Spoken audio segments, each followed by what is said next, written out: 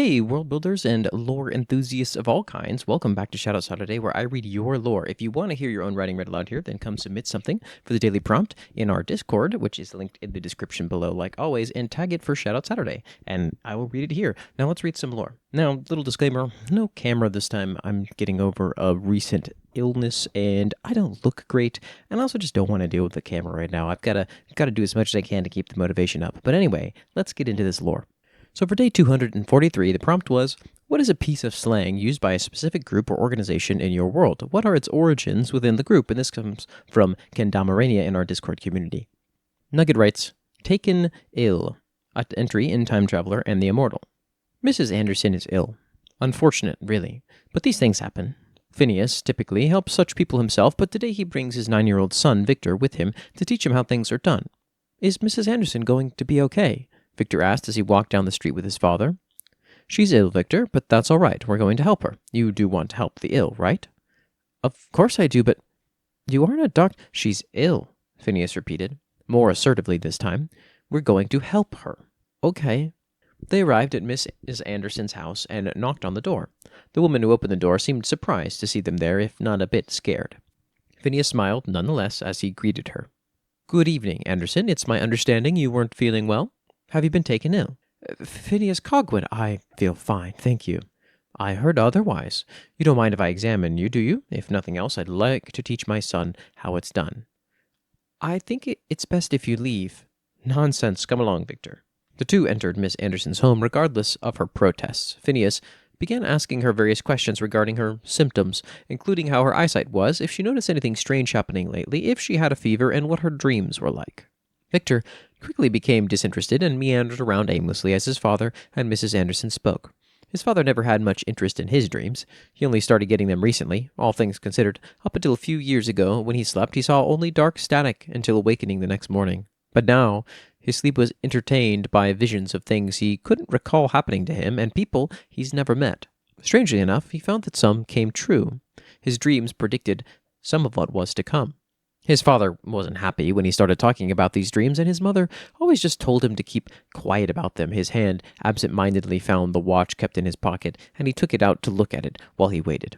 He wasn't sure why, but it had called to him ever since he got it. He traced the engravings on the silver, gazing at the Roman numerals and small, delicate hands resting upon them. His trance was broken by Phineas taking his hand and handing him a flintlock pistol. Go on, Phineas said. Victor looked up at his father, placing the watch back in his pocket. What? She's been taken ill. Help her. Victor looked back at Mrs. Anderson, who was looking at him with the same look of fear he wore. I can't. Phineas rolled his eyes before forcibly taking Victor's hand and making him fire the pistol. Victor closed his eyes, not wanting to open them after the bang. When he opened them, he saw blood and a dead Mrs. Anderson. Victor's chest hurt. Tears poured down his face. He felt sick. She was ill, Phineas coldly said. Magic is a disease, Victor. The only cure is death. Magic is a disease. As such, the more subtle way of referring to a suspected witch is ill. This was a bit of a riveting experience. I felt a little bit on edge, which I think is perfect. I'm assuming that's exactly what you wanted, Nugget, and I think you nailed it. For day 244, the prompt was, are there any researchers of great renown in your world? What do they study? Have their studies transcended disciplines? What has their impact been on the scientific community and the world at large? Are they still alive today, or have they passed into legend? And this comes from Carhop in the Discord community. Probably the Great writes, Adeline Lowe, Madwoman Supreme, an entry in Rust and Blood. Those who know the bite of her tools or the mad laughter from her lair know that Adeline is a mentally unstable, albeit creative woman. From her earliest days of tutelage under the schools of Romexia during the First War of Sovereignty, Adeline showed great promise. She quickly understood the fundamentals and technical limitations of hollowing, the art of turning mortals into war machines, and earned a position working directly on the new front of the Second War of Sovereignty. Adeline's work to create church hulks secured major forward positions against the defensive city Bleakwatch. Her creations became of particular renown among soldiers, with the church hulks under her command being the most obedient and calm of any specimens seen before. Other church hulks are violent, uncoordinated beasts that simply charge into battle, but Adeline's are thinking, conniving things that can ambush and plan far better than the creations of more primitive hollowers. Adeline's methods were once seen as that of an extremist. She used the sacred pigment, the void acid, to burn special runes into the skin of her creations. glyph magic, dwarven technology, the workings of traders. Adeline, however, saw the potential within the Holland's magic and incorporated it into everything she made. She reinforced the engines on the backs of her monsters with it. She enchanted the rifling of their cannons. She put the runes over their internal organs, making them hardier, smarter, enduring. Perhaps the strongest of her methods, though, is her sick sense of rewards for her beasts. She rewards them with vile affection, private nights running her fingers through their hair, petting their heads, her twisted, massive smile and red cheeks like that of some sort of fetishist living out their dream, for that is what it is. Many of her attendants and soldiers, under her now massive command, constantly question her silently, but they know not to speak up, lest they become her next toy. Ooh, all right. Well done, Predwin. As grimdark as always, but really interesting. There's a lot of, lack of imagery here that is kind of fun to, imagine things. I want to know more about these church hulk things. They sound really interesting, which maybe you have written about them later on. I don't know. We're early on this Shoutout Saturday. I should not assume anything yet. For day 245, the prompt was, are there any notable diseases in your world that persist to this day despite significant effort to be rid of it? And this comes from Pro and the Great in the Discord. Nugget writes, the Black Death, an entry in Time Traveler and the Immortal. Victor cracked into existence as he often did, materializing in Emrys's bookshop in the new time period, holding his watch. Something was off, however. It was in Emrys's bookshop, as was usually typical, but it was exceedingly dark, quiet, and smelled like death itself. Victor placed his hand over his mouth and nose to keep out the stench as he looked around. It was as if everything and nothing had happened at the same time. A noticeable layer of dust coated everything in the room, books and herbs scattered and spilled across the floor and desks, but other than the initial freak-out, nothing seemed to have been touched. Odd. Emrys was usually very neat. He'd never let his bookshop be in such disarray, and why did it seem darker and smaller than normal? Where was Emrys? The entire city seemed dead quiet, though if he strained his ears, he could hear the bells and wailing in the streets, the scurrying of rats, and the pained moans of someone upstairs. What was that? Victor decided to go check. He went upstairs and was about to knock on Emrys's bedroom door, only to find it already ajar. He could hear labored breathing on the other side. Emrys? Victor asked, hesitantly opening the door. The room was dark in the absence of Emrys's bioluminescence. It felt wrong. The god himself was barely recognizable, rotting within his bed, swallowed by blankets shriveled in age and covered in boils. Emrys, are you okay? What's going on? The blankets stirred. Victor, Emrys croaked. You shouldn't be seeing me like this. Are you sick? Everyone is right now. They're calling it the Black Plague. Victor instinctively stepped back, hearing this, knowing exactly when he was now. Famous plague, I take it, Emrys asked with a weak laugh. It kills a third of Europe. Great. Didn't think it could touch a god. Neither did I. It already started affecting my magic by the time I realized, so I wasn't able to heal myself like I normally would. You should probably leave. I wouldn't want you getting whatever this is.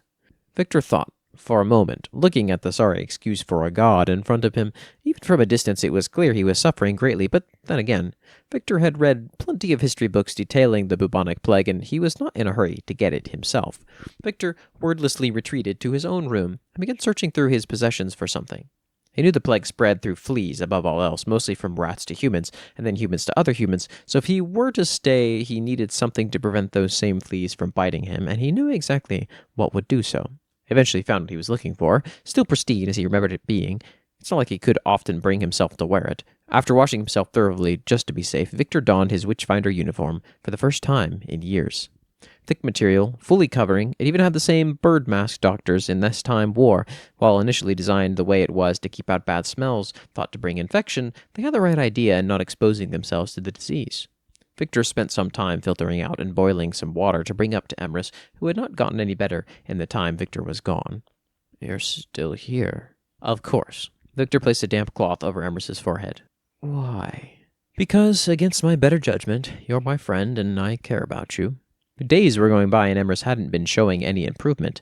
Emrys's body temperature was already naturally higher than usual on account of him being the god of the sun, but with him being sick, his fever was inhumanly high. He only seemed to be getting worse as his fever climbed. He was barely able to eat or drink anything without throwing it up. The lymph nodes were becoming more painful, and without magic, Emrys continued to age at a rapid rate. Victor was doing everything to try and help him while keeping himself from getting sick, keeping his area as clean as it can be, keeping a damp rag over him to keep the fever down, making sure he gets at least some fluids. He even tried hopping forward in time where he found a future innovation for diseases and infections, something called penicillin, but nothing helped as much as he would have wanted it to. Victor, I gave you a lot of smack, Emrys started muttering, barely even conscious. I don't really mean most of it. I don't know why I'm like this, but you don't deserve any of it. I'm sorry, Vic. I deserve this.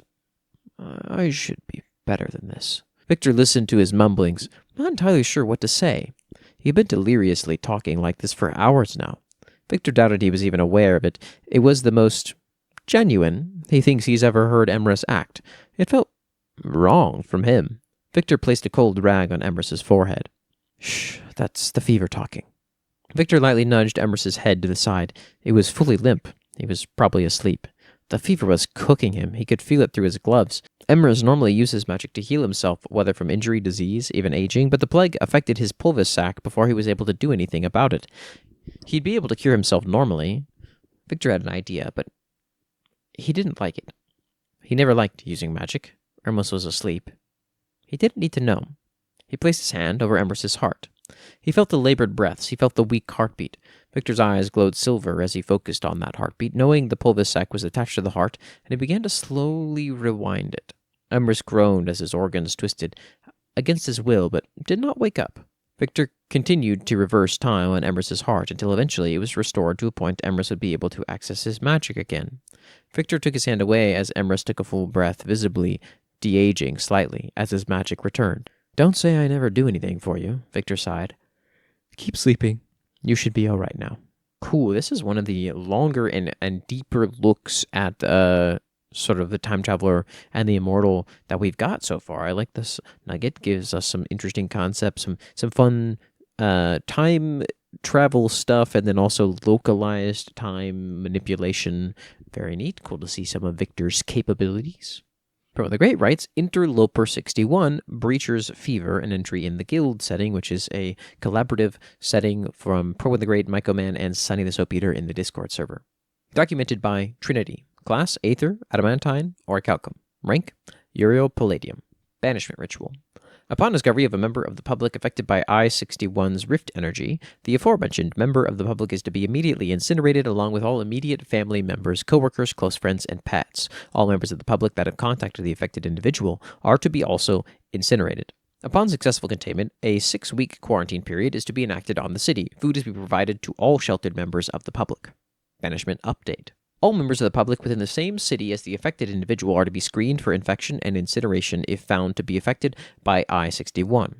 All collaborators that participated in incineration are to submit themselves for quarantine and cleansing via Weaver assistance. No Vanguard collaborators are to enter an area affected by I-61. All Vanguards that show symptoms of I-61 are to immediately attempt self-exhumation. All Vanguards that fail to comply are to be marked as anti-collaborative and are to be banished manually via extreme orichalcum measures. Upon successful containment of I-61, a 20-week-long quarantine period is to be enacted.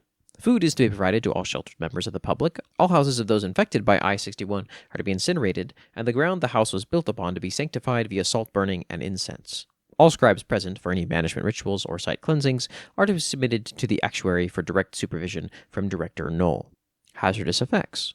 Interloper 61, Breacher's Fever, is a rift-based disease that can seemingly infect members of the public or collaboratives out of thin air. No prior exposure is required to show symptoms of the disease, but it is transmissible between carrier and uninfected. Infected individuals start with a mild fever that progresses to temperatures high enough to sear the skin of any who touch the infected individual. Infected individuals will eventually develop large scars on their heads that slowly split their skull apart. Before this phase of the disease, the infected individual is the most virally transmissive. With them infecting others far more rapidly than once. This next phase begins, though they are still infectious. From their skull cavity, a dense black fog flows into their surroundings. This fog is highly active with rift energy, with large amounts of the fog causing immensely powerful rift storms in the area. These rift storms will also further propagate the spread of infection. This interloper alone is the cause for the fall of Borealis, with all cities and townships within the continent being now completely unrecoverable to this day, 93 years later. All collaborators are directed to do their part in securing Gythus against this heinous infestation. Additionally, vanguards infected by I-61 show abnormal symptoms with increased muscle growth, denser skin, and increased arcane defense. All these symptoms are accompanied by a loss of control, with their bodies eventually succumbing to the disease as mindless thralls that spread the corruption. Thus, all vanguards are to follow the above banishment ritual if they show signs of infection. Do not be selfish, do not be cowardly, do what must be done when it is called upon you. Your powers could kill thousands in the wrong hands. Discovery. I-61 made its first appearance in the township within Borealis. Containment and banishment methods were lax from Director Null's predecessor, and the infection quickly boomed out of control. The entire continent was lost in 6 months, and to this day remains unapproachable. Nice. Always enjoy the guild posts. I think they're always really well done. This one was pretty extensive, which I really liked. We got a fun little update. I always think it adds some cool flavor to an SCP-like document in a world when you have a document that appears to have been written originally one way, and then some kind of addendum or update to the document is made later. Just makes it feel a little bit more alive, a little bit more like, oh, things are going on in that setting, and changing the way that the people there are viewing things, and it's just very well thought out. It makes it, at the very least, feel extremely well thought out, sometimes more than it even is necessarily, but it evokes this really cool feeling of realism. And Pro the Great writes, additionally, Trench Blight, an entry in Rust and Blood. Idleness is a common sight in the trenches. Soldiers must remain still, remain focused, if they want any hope of survival in this hell. Apart from the Galdathan trenches of the southern front, most trenches in turmoil are damp, wet, and frigid. These conditions, over 63 years of arcane warfare, have created a new form of fungus, Trench Blight. Trench Blight acts as bane to both mortal and buildings, with this yellow fungal mold growing out of control in Remexian, Castellan, Orc, and Maricanian trench lines. The Galdathans and their allies are the only group to completely prevent any and all trench blight from assailing their structures and soldiers. Trench blight was not present in the northeast for the first week of the war, being introduced on purpose by the Dread Hunter Guard to weaken Remexian trenches and soldiers, to which there has been immediate and great success. While the Orcs and COR can ignore trench blight, as the Orcs don't use anything but dirt to build their trenches, and the Maricanians are largely immune to the fungus, Remexian and Castellan troops are having it rough. Trench blight thrives in the undersupplied wooden walkways of Ormdon trenches, with the Remexians and Castellans both suffering from an epidemic a mere 4 weeks after the fungus was introduced. Mortals that inhale trench blight are doomed from their first breath. The fungus feeds off of their respiratory system, eating away their lungs and blood vessels in a matter of days, with an estimated life expectancy of 19 hours post-exposure. The only cure is the restoration spell, but this is not a luxury afforded to mere rehallowed or scripts. The fungus, after killing its host, will bloat out their carcass, filling it to the brim with spores that will erupt in a massive burst of yellow fog. Wood is, as mentioned above, susceptible to trench blight as well, with the fungus gaining nutrition from rotted or dry wood. The fungus is infamous for eating away at important trench positions, with zigzags often becoming ruined and allowing the dread hunters to make pushes and secure ground against Remexian or Castellan forces, where the Galdathan trench cleaners build bunkers immune to trench blight. Gas masks also work to prevent soldiers from inhaling trench blight spores, and luckily for Galdathan soldiers, they get one free with their first deployment. Ooh, nice and nasty. Fungal stuff that messes with your lungs, dude, is pretty messed up, and also like real, right? Like valley fever in California is like legit and pretty dangerous if you don't catch it. For day 246, the prompt was, what's a popular homeopathic cure for ailments in your world? Is it a placebo, or does it have substance? Purple the Great writes, this place, this prison, an entry in Rust and Blood. Once again, I am here in this place. This prison still. They still think me a monster. A freakish, hungering thing that would feast on their souls at any moment, any opportunity. This red shell holds me still, in the face of infinity. Do you have those reports? Have you seen my clipboard? I need to go check something. So casually they talk around me, ignoring me. Imperceptible now, am I? I am forced to sit in the cold, the heat, the voltaic and waiting. They test poison after poison after poison, and still they need me conscious, awake, obedient, and submissive, and willing, and not at all what I am in my very nature. They poke and prod and jab and stab and impale me with all manner of tools, weapons, devices, implements, machines. And now, they do something new and cruel. They harness their mighty power, their belief, and finally seek to force me into cooperation. They inflict me with their faith, their thoughts of domination. They sacrifice things to me. It will make it obey, they say. No, I am beyond such powers as faith. I am a supreme creature of reality, of creation, life, spirit, and soul. I am of Aum, of Ilgrabeth, of daemonhood. That is what they say from them unto me, unto my sorrow. These sacrifices, these innocent lives of fawn and finch and lamb brought in front of my prison, my shell, and forced open with saws and blades to spray over the glass I see through. They say that it's working, that I'm changing into something submissive, when that is how I have always been. They look at me now after committing atrocities, see my complacency sitting in my prison, and think that my behavior is caused by their violence. They think that I am sated by their bloodlust, their sacrifices, their violence. I could never be. That is not my nature, that is not my design, my function. And so, I remain in this place, this prison, not as a daemon, not as a thinking, feeling thing, nor as a mighty being, but a weapon. Nice. Okay, you've written this character before, and I am still very curious about it, Predwin, and I think you did a great job getting across this very unique kind of inhuman thought process and inner monologue thing going, and it was fun to read. For day 247, the prompt was, what is your most powerful aquatic-based civilization? And this comes from The Wanderer in the Discord community. Perrin the Great writes, New Calixtan, an entry in Rest and Blood. New Calixtan, the city without streets, the city where one wrong step could send you falling down from the tallest skyscrapers into the rust and the blood below. New Calixtan is the capital of the Legions of Liminus, a faction dedicated to Anarchy's ethereal lord of innovation and creation of the same name, Liminus. The Legion was the first faction to come into contact with daemons after the manifestation of Maug, with their number having persisted into an endless war for the last 2,000 years, slowly but surely losing ground as the rust and the blood eat away at their continent. The blood, in particular, has brought forth great problems to reach, with the deep haze filling the entire continent and preventing most forms of travel. The only reliable form, as one can suspect, is air-based travel. Unlike the stingy and uncaring Ophiacs of turmoil, Anarchy's Liminus has seen fit to grant the Legion planes, helicopters, and other tools of flight far better than the humble skycar. The Legions use their vehicles and skill they've gathered over centuries of conflict to ensure their own survival in this gruesome conflict, hiding in what was once the most populous city in Rust and Blood, New Calixtan. New Calixtan, at its prime, held within its streets 3 billion souls. New Calixtan flattened mountains to make its roads, it dried out lakes to power its industry, it shot hooks into the skies to climb into heaven. Citizens that lived near the center of New Calixtan almost never saw the light of day, with dozens upon dozens of awnings, balconies, and terraces overlapping on top of each other on the way up to the skyline at the top of the massive skyscrapers. Cars, trucks, and bicycles roamed the streets, and despite the population control issues, the government of the city did well to ensure that most had a job to do. But then the blood came. Cloth awnings turned to dust. Child and mother were caught in the wind and died screaming. Pets, postmen, cars, and even tanks all fell silent within moments as the blood choked the life from even the lifeless. There were moments of resistance from the lower denizens, fighting back, hiding in their homes, sealed off, but even concrete and steel gave way to the blood.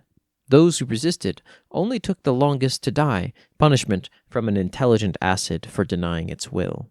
The shortest towers crumbled and fell upon the absent corpses below, their supports rotting away after years exposed to the blood. The tallest towers, the only place where life persisted, could not last forever either, with countless hundreds of thousands perishing each time one's supports fell. Imagine hearing a boom and looking out the window to see the tower just next to you fall into the fog below, all the while its occupants scream as they fall. Sometimes it's not just one tower that falls. Sometimes it seems as if the blood coordinates which supports to shatter, forcing a tower to collide with another and perhaps another. Countless lives lost flesh and soul to the blood in mere moments. The most important structures are regularly repaired by volunteers who brave the blood below with tools that will never return. They hold their breath and replace their rotting masks. Their skin barely resists the blight thanks to numerous defensive spells, but even magic is not enough to protect against the very source of the arcane, Aum.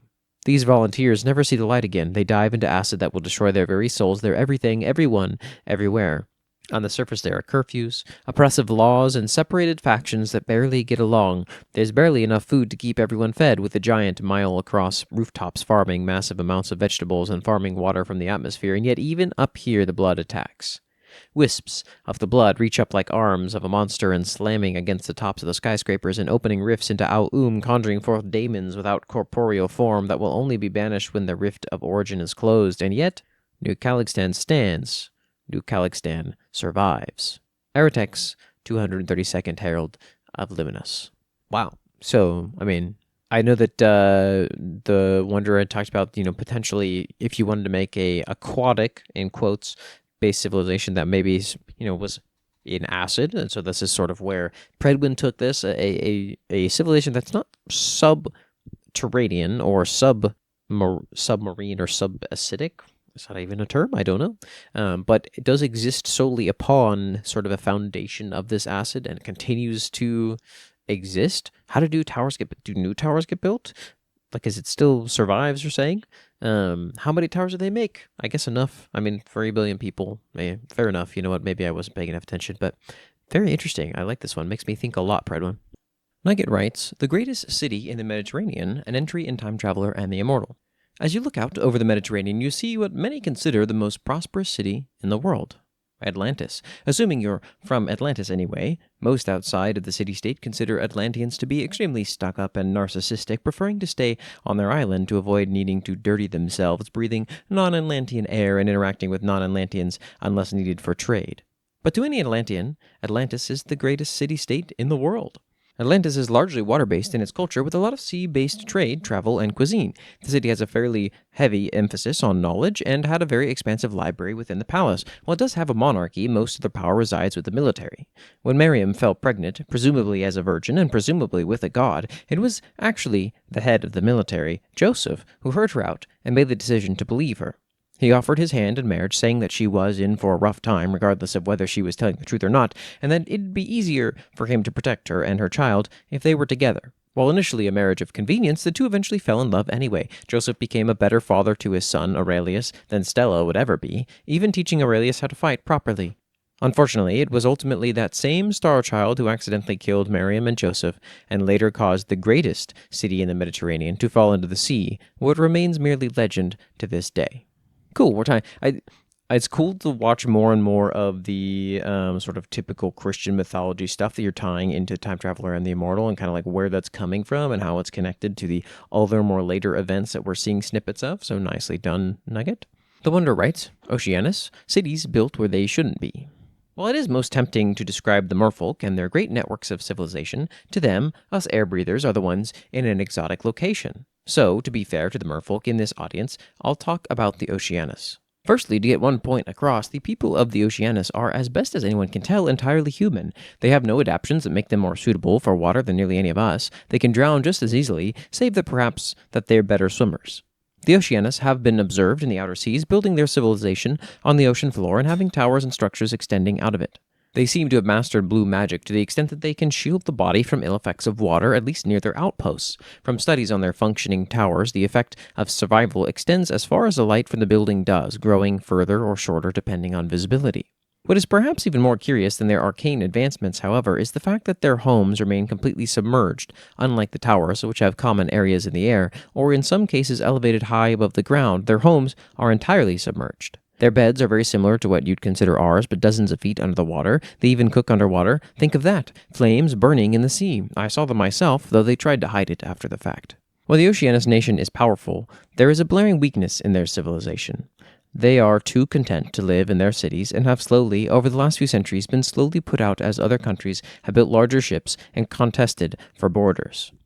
As you can see, too, a pretty cool addition. Wonder likes to build Minecraft builds based around concepts in Endron and his setting, which I think is super fun. So you got to see those while I was reading this one, and thank you for providing those, Wonder. I think that's super cool. For day 248, the prompt was, does your world exist in a wider universe, or is it a singular space self-contained? Why? The Wanderer writes, Endron, a small part of a vast space. As I believe I may have mentioned in a past post, I believe YouTube comments, Endron is technically a megastructure. It is beyond comprehension in its size, fitting worlds inside its vast hall. In fact, when Endron is referenced as a world, they are in fact referring to the floor, if such a vast and beautiful landscape can be called a simple floor. But eventually, even a structure so vast and large as Endron has an edge, and though you might die of old age before reaching it, it still exists. Thus is the creation of the Astari. Beyond the walls of such a structure exists the aether. Some might refer to it as a form of space, but it's not a vacuum. Instead, it's, well, everything existent, really. From the near endlessly vast clouds of gas, the galaxies of spiraling existence, and access to other dimensions within their own safe little bubble. But as endlessly vast as the aether is, as beyond comprehension in scale as it is, it too has a limit. Like a fourth-dimensional Mobius strip, it eventually curves back into itself. If you pierce out of that, the final edge of creation, you meet the barrier, the edge of mist, the border of everything. Beyond it, oblivion, and yet, for those allowed to or aided by the Astari, there is yet one last level to explore. Creation is all of reality. It holds every universe, every parallel path of time, and yet, what if another reality altogether? It takes a capacity well beyond the thoughts of mortals and even mighty gods, but to the Astari it is as sailing on an ocean, dangerous even for them. And they are not the masters of the strange lands they find themselves in, but they can visit. Oft-times, when those realities begin to falter, they even call upon the elder gods, or the few that remain at least, to aid in the constant assault of the Great One, the ruler of all horrors. So know that there is much beyond that of Endrin. Nice. I always love getting pictures of people's larger, broader sort of cosmology, whether it is true or mythological. It's always really fun to see, have people thought about this, and if they have, where have they placed their primary setting? Predwin the Great writes, nowhere to run, nowhere to hide, an entry in Rust and Blood. Now, as Predwin the Great is about to discuss, this is going to be spoiler heavy, so I'm going to put a timestamp where you should go if you are in his campaign and trying to avoid spoilers. So this particular discussion will be super meta, so let's just get to the point. Players, no peeking, you hear? Both turmoil and anarchy take place in a wider dimension known as the outside. The outside is a pitch-black, starless void that encases all of reality, turmoil and anarchy included. Turmoil and anarchy are connected, not in an astral teleportation kind of way either. The fathomless is a physical, traversable space that connects the two realms. This connection means that functionally turmoil and anarchy are the same celestial body, despite the realm's strange rectangular shape, with turmoil and anarchy at either side and the fathomless in between. Outside of turmoil and anarchy's atmosphere, there is nothing. No sun, no stars, no life. The moons, Maug, Peleus, and Hazak, along with the Axehead, are empty, voided of anything alive. There is nothing for the denizens of the twinned worlds to flee to, nowhere for them to hide, nowhere for them to rest. There is only this place, this hell, this prison. Nice. I like that you really have doubled down on sort of the almost bleak loneliness of the Rust and Blood setting, Predwin. This is a great way to continue to amplify that, I think. For day 249, the prompt was, are there any abnormal eye colors or other anomalous features in your world? What do they mean? And this comes from Nugget in the Discord community, and Nugget writes, a window to the soul, an entry in Time Traveler and the Immortal. The soul is located behind the eyes of an entity that has one. Eyes in my world building reflect the appearance of one's soul. Melanin still has an effect. People with brown or even black eyes often still have a more saturated appearance, but they usually take on a similar color. You can tell a lot about an entity based on its eyes if you know what to look for, regardless of the universe you're in. Magic, for example, is also connected to the soul and will share a similar color to the eyes, but cases that deviate are quite telling. Victor's soul is a very vibrant green, and he rarely uses magic, but when he does, his eyes turn silver and snake-like because the magic he's using is actually Time's. Moore's eye is purple, as is his magic, but because he shares a body with Chaos, their eye turns red when Chaos's soul takes control. This general concept of the eyes and the soul carries over to any project I work on. While it's far more prevalent in Time Traveler and the Immortal, it's also in Petrichor, most notably with how Ambrose's magic is shown as purple despite his blue-gray eyes, as his soul is no longer behind his eyes but in his brooch. The gods in Time Traveler and the Immortal were created out of stardust and only vaguely resemble how they looked when they were alive, but can take a more human appearance when desired. What doesn't change in this form is their eyes. Apart from many of the gods having unnaturally bright eye colors, the most identifiable trait a god has is their lack of pupils, likely as a result of the hardening of their crystal souls. It gives them a sort of uncanny appearance that cannot be covered or altered. Eye contacts, as with hair dye, are next to useless on the gods. Not that they'd want to cover their eyes, as the concept of the soul is very important to the gods. Emrys ripping out Moore's eye was possibly the most horrific injury he could have given her, as it obstructs the view of the soul. Emrys, interestingly enough, does have pupils, an early hint that he is not what he claims so desperately to be and that he was built wrong. He still has abnormal traits associated with divinity, but his eyes still give away that, to some extent, he's a fraud. The exception to this is the primordial gods, who are frequently depicted with various kinds of pupils, but given that they don't even have a physical form and any humanoid appearance they take is projection and mimicry, they don't necessarily need to follow the same rules, but there are still some consistencies. Chaos's eye is always red. Stella covers her eyes, and Time always has 6 eyes, 1 pair to set the past, 1 to set the present, 1 to set the future. Mortals do not naturally have red or snake-like eyes, so the traits of Chaos or Time are more recognizable if a mortal is touched by them. It's no coincidence that such features are often seen as demonic, even if the reason is lost. Nice, great coverage, and really cool little piece of metaphysics we're getting about not just one of the settings, but both. This is a Nugget-centric piece of metaphysics. I like it. For day 250, there were no submissions at the time of recording, so I'll read to you what the prompt was, just so that you have that if you were interested in writing something based off of any of these. And that prompt was, when in your world did the most change in a quarter of a millennium? For day 251, the prompt was, what is a creature that defies the understanding of academics in your world? The Wanderer writes, mage killers. There are many creatures that the bests of researchers ponder, puzzle, and cry over their efforts to define them. As testing became more tiresome and hard limits seemingly non-existent, new categories were added to adjust for the outliers. Creatures like dragons, unicorns, nightmares, and other such pseudo-divine beings were given their own categories. Those that didn't quite fall into those were almost always creatures from the early days of the old world, and were either extinct or so rare as to become their own myth. A giant wrench, in all these definitions, is the mage killers, who don't match any of those categories. To the best guesses of those leading academics, mage killers consume magic as their food source, using it for everything from healing to growing to moving. They're large, roughly 15 feet from their eyes to their tail, and crawl on 4 legs, though they can perch up and run on 2. They have 2 large eyes on either side of their head. Their head is home to 12 tentacles they use to grab and consume arcane material, which includes mages. Once consumed, however, mage killers become even weirder. They house 12 stomachs, and each one is the size of a small room. There should be no way within reality that they should be able to naturally fit that, and having a creature naturally bend space-time in their biology is equally confusing to researchers. These are a great source of bigger on the inside items such as bags or doors. While mage killers, when captured, are used to execute and hunt mages, wild ones appear in deep, moist caves. The reason for that, and not near powerful ley lines, is a further mystery. What makes them difficult categorically is that they're not artificial, aren't divine or infernal, nor extra-dimensional, and yet despite being naturally existing creatures, are weirder than many of the ones visiting from other dimensions. Oh, cool. These guys sound like they would be great candidates for a fantasy horror game. I mean, 15-foot tall, walk on 4 legs kind of creature is always going to be a little spooky. From the Great writes, light stricken. A hymn, chime, tune, melody, ditty, number, melody.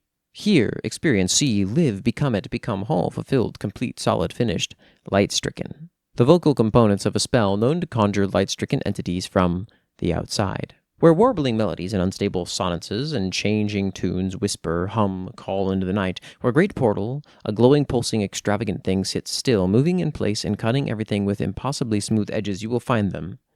The light-stricken. The doorways are opening, the songs grow louder, the melody more complete. Who's there, you ask, behind silver doors and salt circles, fearful of answers you so desperately want, need, cannot live without. The light sears your skin, shell, housing, prison, and still you dig for answers, truths, fierce to fathom. What are you doing really, looking for something you cannot possibly understand, fathom, piece together, see? You seek purpose, fulfillment, answers 42 from a portal rift, whole doorway between unseeable, unwitnessed, imperceptible realities. You seek light-stricken, still, even now, continuously looped. Very well. Blank, featureless faces, canvases, books, empty, voided internals, guts, viscera, ribs that hold no substance, form, mass, flesh. These things that harm, attack, maim, assail, kill you every time you summon, conjure, form, create them, hold answers that again you cannot be given, granted, allowed to know. No sacrifice, offering, gift, witness valuable enough. This truth is not something incomprehensible, unknowable, impossible. No, it is something permeable, real, readable that you can fathom. But I, we, they, the light-stricken, will never give it to you, for it is their pride of avarice, gold in a dragon's den. Long legs, silvery white skin, bloody, eyeless, smooth, faces mouthless, screamless, painless, something terrifying, wholly fulfilling, angelic, for that is what they are. Angels, spells, blades, weapons, guns are useless on them. Prayers, hopes, dreams, corpses, faith is the only weapon that could ever harm, assail, damage, kill one of these monsters, creatures, fiends, angels, light-stricken. Do you have such a thing? A weapon of faith?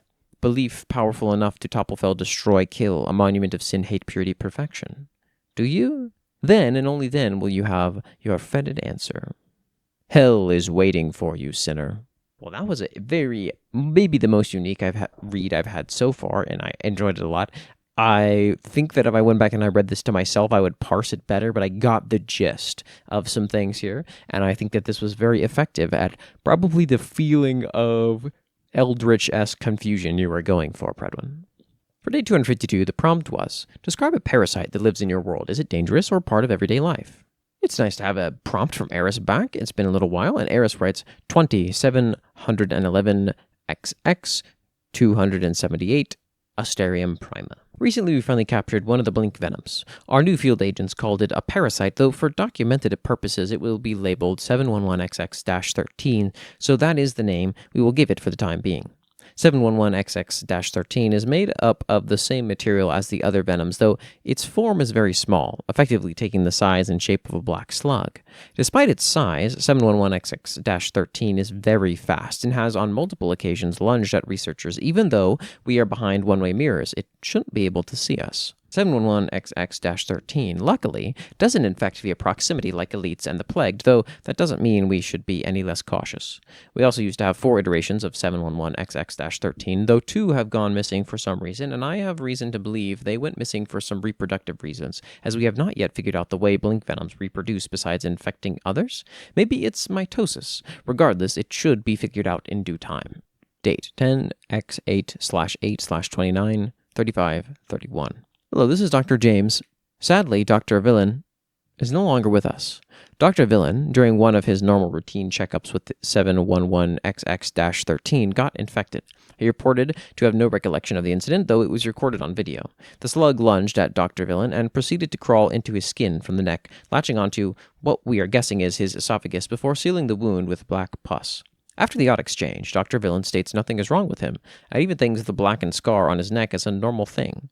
At this moment, Dr. Villain is in a separate testing chamber where we will keep records of his advancing changes. Date 10x8/8/2x2742.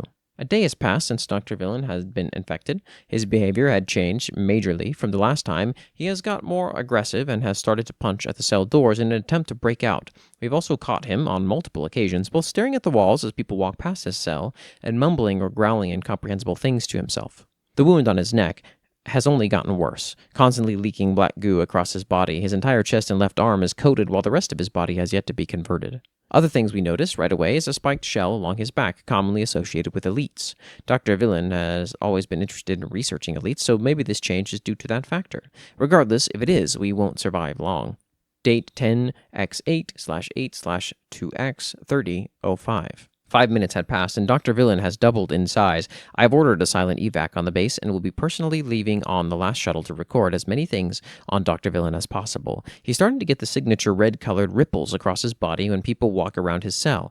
I have an odd feeling in my mind as well, like a strange headache that oddly feels good. Most likely it is an AoE effect from being near him.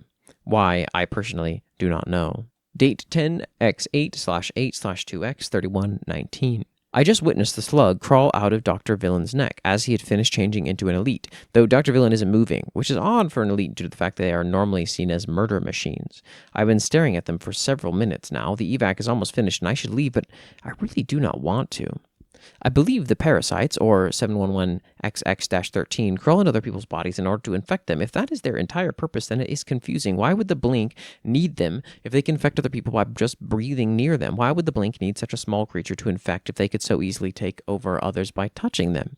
It doesn't make sense to me. Their purpose can't only be to infect, right? It has to be something else. I need to find out what end of recorded log. Very interesting. Thanks for coming back, Aris. It's always fun to read your stuff. I feel like you have a very, very interesting and different sci-fi take than anything else we really have going on in the server, which is awesome. So it's always like kind of fun to read your things because it feels fresh and new to me because we don't have as much of this kind of thing going on. Very cool. Hopefully me replacing the upside down numbers with X is fine. Otherwise, I did my best to do a good reading and do your writing some justice. Nugget writes Chaos, an entry in Time Traveler and the Immortal. Is someone there? Who said that? Who's there? You are Moors, aren't you? God of Death. Stella's right-hand man, yes? I am. I came to speak with her. Updates on the war. No good news, I take it. Who even are you? How do you know me? Why don't you show your face? I don't have one. Simple. My name is Chaos. I've been watching for a while now. Chaos.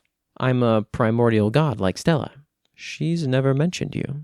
Yet here I am. I wouldn't expect her to say anything about us. She's been lying to you like she lied to me. She trapped me here. What do you want? I want to leave. You want the war to end. We can both get what we want. Go on. You don't want Aurelius dead. I can help with that. He's one of Stella's creations, which means I have power over him. I can resist his magic. He's taken care of, and you don't need to kill him. All I need is a vessel for my magic. That's where you come in. Vessel? I've been reduced to my soul, Grim. There is nothing I can do but watch without a body. If I'm to do anything, you'll need to let me into your body. The specifics of our deal can be worked out later. There's a red crystal on the shelf. Take it. It contains my soul. I don't trust this. We don't have time. Stella will be back any moment. You'll never see me again if she sees us talking. I can help. Please. I gave you free will, now use it. You said Aurelius doesn't need to die. Not with me. Stella doesn't have footsteps, but something told Moore she was getting closer. I recommend you make your choice. Fine. Moores grabbed the crystal and was met with blinding hot pain and distant crackling as the crystal magnetized and fused with his neck, forming a crude necklace. Gah! Moores doubled over before steadying himself, still holding his neck. Stella entered. Moores, are you all right? I'm fine, Stella. Perfectly fine. Do not worry about Aurelius. I found a way to take care of it. I'm fine. And with that, Moores leaves, not making eye contact with Stella as he does so. He can't take the necklace off. He's tried. Aurelius may have been spared, but Chaos cannot be released until time is dead. He and Chaos are one now, simply watching and waiting and searching. I am watching. That was cool. Very subtle little literary technique you're messing with here of swapping out the personal pronoun with the word, the noun for I, was kind of cool. I dug that, especially after reading the previous bit all about souls being part of the eyes, or vice versa. Anyway, you know what I mean. For day 253, the prompt was, what beliefs are held about the meanings of dreams in your world? And this comes from Nugget in the Discord server. Probe the Great writes, Malice, an entry in Rust and Blood.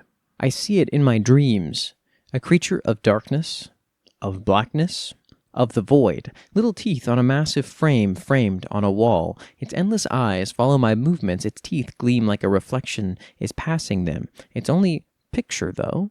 Sometimes, when I get curious, I put my ears up to the canvas. I hear its breath, its thoughts, its will and deigns. When I wake, every blink shows it to me for a brief moment, plastered on the walls around me for the briefest of moments, the canvas and all. Sometimes when people talk to me, they sound like what I think it would, a deep, guttural voice with echoing metal reverberations deep within. Their words get mixed up, too, words that I don't know, another language from the void, from the outside. Every so often, when I fall asleep, there is something else in my dream room. They sit in the center of the gallery, their back always to me, no matter how I orient myself to them, like a flat image turning and turning and turning. Once I entered my dream, and there was blood all over the floor, the corpses of children and mothers strung from the ceiling like confetti at a birthday party. Then, in the blood, a word was painted, in my very tongue, in Romspeak. Kill. The image on the canvas changed. It became an old, shriveled man that I once knew, a storekeeper in Caldatham. The creature returned to the canvas, its maw closed for the first time, but its eyes spoke wonders to me. It told me that this man needed to die for his sins, for his malice. This pattern had repeated and repeated and repeated, a new face, another word, another kill. Every time I fulfill the creature's wishes, its smile grows more and more. I'm happy to make it happy, but someday all these deaths may come back to haunt me, I'm sure. At least that's what the detective said before I killed him too. I'm approaching a powerful number, a number like no other. 1,000. 1,000. How romantic. This was a fun one to read. Very interesting. I'm curious about this person. Who is this? Who are we getting this from? It's a very specific and particular point of view that I find very intriguing. Nugget writes, Dreamless sleep following the death of the gods, an entry in Time Traveler and the Immortal. Ever since the death of the gods, man has ceased dreaming. After all, any gods who once wove the dreams of humans are now dead. Now, when they close their eyes, they gaze upon static as their mind drifts until they wake. But there are exceptions to everything. Even with the gods dead, their souls still bleed out, and certain mortals more in tune with the arcane can still intercept their messages when they rest their minds.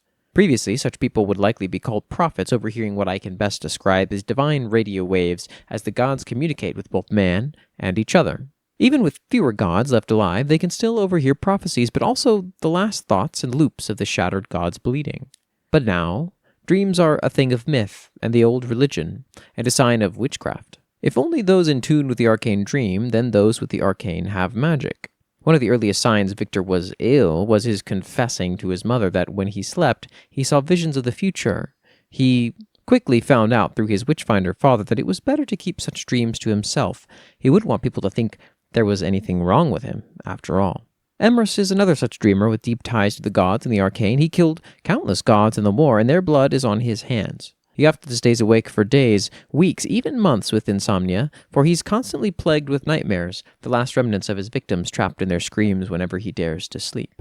This is cool. You and I have there's like a similar thread here of this idea of souls bleeding into the ability to then impact or affect other souls, and the potency of said soul sort of correlating very directly to its ability to do that kind of thing. This is also a thing in Atovia, and it's cool to see someone else come up with a similar concept, and I find it very, very interesting. For day 254, the prompt was, how common is illness in your world? How generally severe? Nugget writes, something in the water, an entry in Petrichor. Disease and illness are all too common in Petrichor. Aside from one of their major gods being dedicated to the subject, the city itself is a breeding ground for it. The constant rain means constant moisture that seeps into people's lungs, causing tuberculosis and pneumonia, which is difficult to treat without dry air or sunlight to help. Mold creeps into every surface that isn't regularly deep cleaned, bringing various toxins and poisons with it that you wouldn't want to be breathing in, and this isn't even touching on the stagnant water. Lower Petrichor is almost constantly flooded, and the rest of the city will always have some level of water pooling, no matter how much water is drained. The water is filthy and filled with diseases and bacteria and parasites. Most people in Lower Petrichor will have stories of finding tapeworms or other parasites in their digestive tracts. It's nearly unavoidable down there, and that's if they're lucky enough for it to just be tapeworms or tuberculosis. This all definitely checks out. I'd be really interested in some interesting speculative biology stuff about either something unique to Petrichor thanks to the overly watery environment, or what kind of strange mutation something that couldn't normally rapidly populate as much as it can in Petrichor has gone through. I feel like there's something interesting there, but I don't know. That's not necessarily the direction of world building and storytelling you're going with anyway, Nugget. This is kind of where my brain has taken this idea, though, because I find it interesting. Then for day 255, the prompt was, what's a very desirable profession that sucks in reality? And this comes from NYUX in the Discord. MycoMan, who has returned, a long-awaited return of MycoMan for a prompt, has written for us Grim. Begin log. Work is hard. I think back to before when my name was Steven and I beat myself up for accepting this job. My family will all live the longest lives they can, sure, but still. I used to remember their names, Casey Galloway, Christine Hooper, Rodney Halstein. Well, those are the last three I can remember. I still remember my first day on the job when I was still figuring everything out. I wish nativity was something I could still have. This log is being done in the year 2025, October 15th, at just about 9 in the morning. It's being performed by the 8th Grim, Stephen Hall.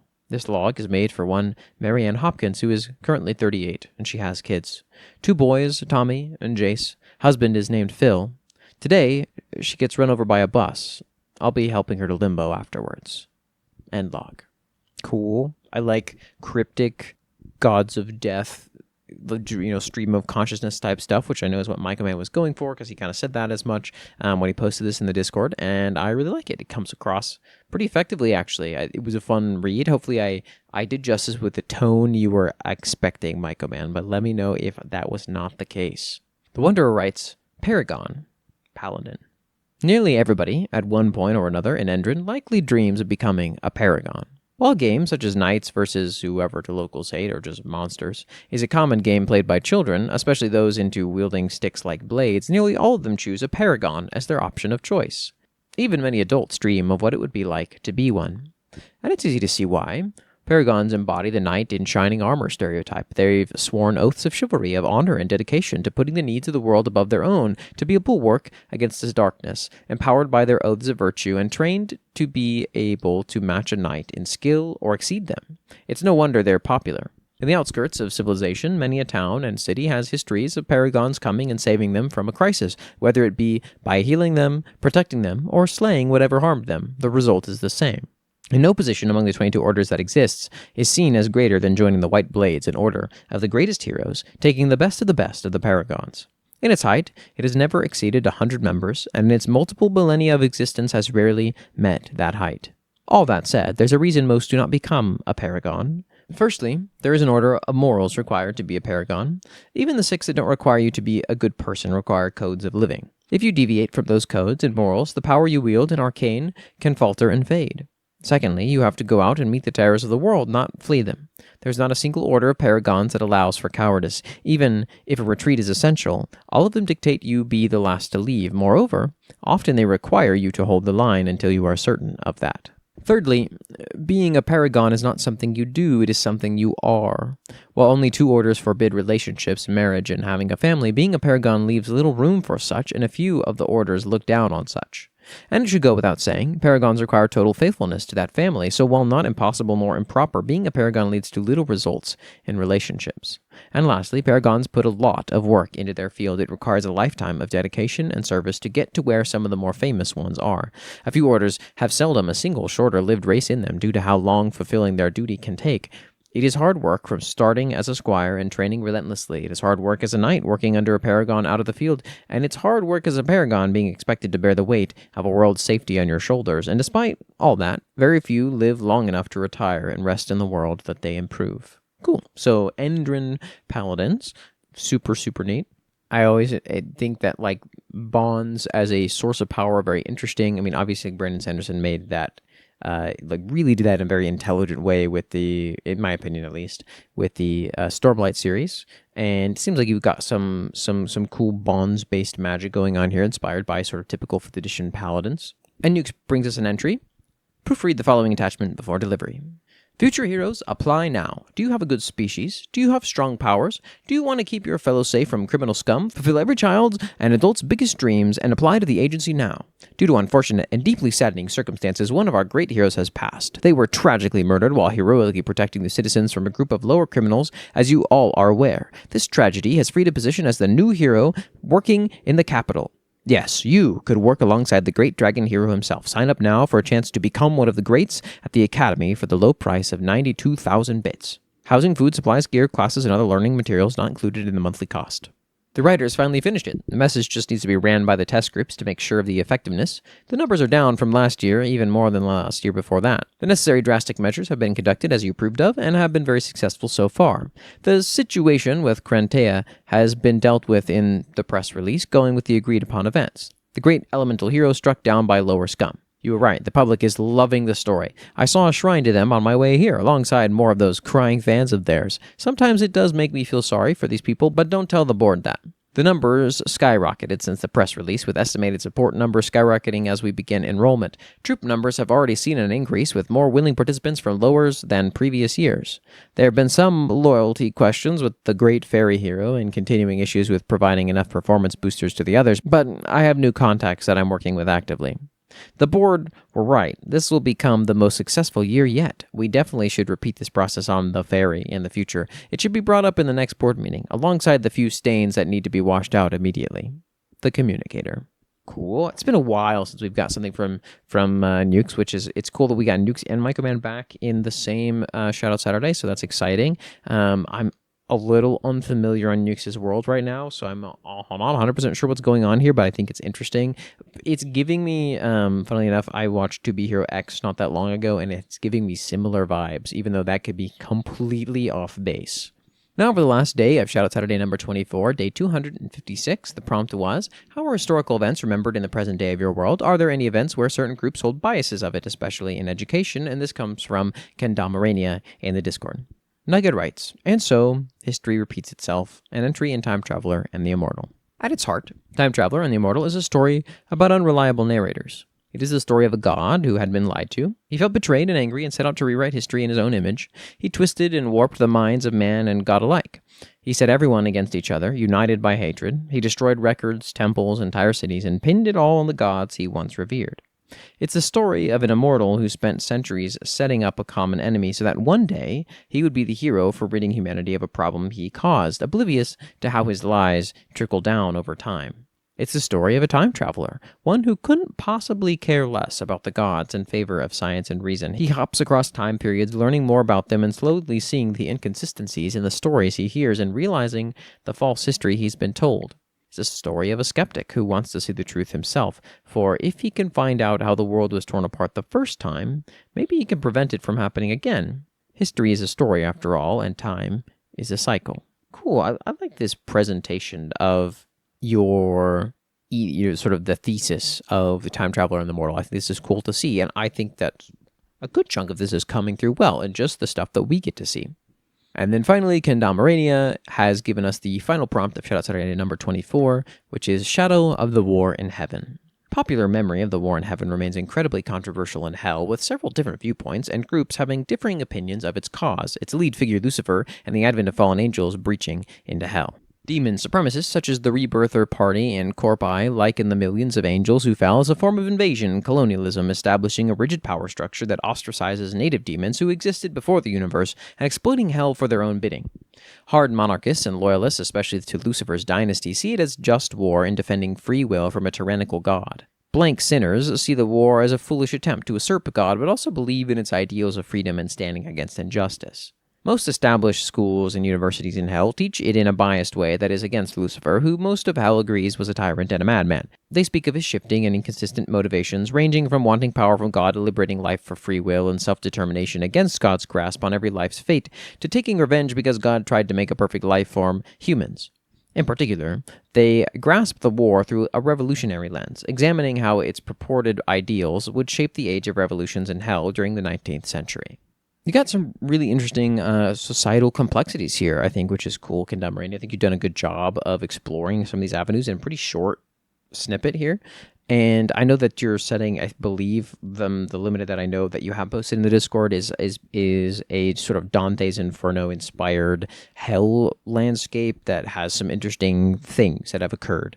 I believe you shared your cosmology. I think that was yours. So very cool. Nice to get an interesting picture of some of that. Well, there you have it. That's Shoutout Saturday number 24. Thank you to all of our submitters. We had quite a few different people submitting this time, which is super fun. I love that we have sort of a core 3, but it's always nice when we get a bit of an expenditure outside of that. If you want to see more of this, if you want to support the community, then please subscribe, maybe add a comment of something that you found interesting here, praising, or maybe finding an inconsistency with somebody's writing. And I don't think anyone here would be too unhappy with you for commenting something like that, but please be nice at the very least. If you want to submit your own writing, like I said before at the beginning of this video, just come to the Discord server and post a response to the daily prompt in the Build Together forum and tag it with Shoutout Saturday, and it will be read here almost certainly. Now they're getting longer and longer, and I've been more and more behind, but that's because of a few different factors. This one would have been much, much earlier, if not for me getting quite sick. Anyway, thank you so much for watching this, and have a wonderful Saturday or whatever day it is that you're watching this. Bye-bye.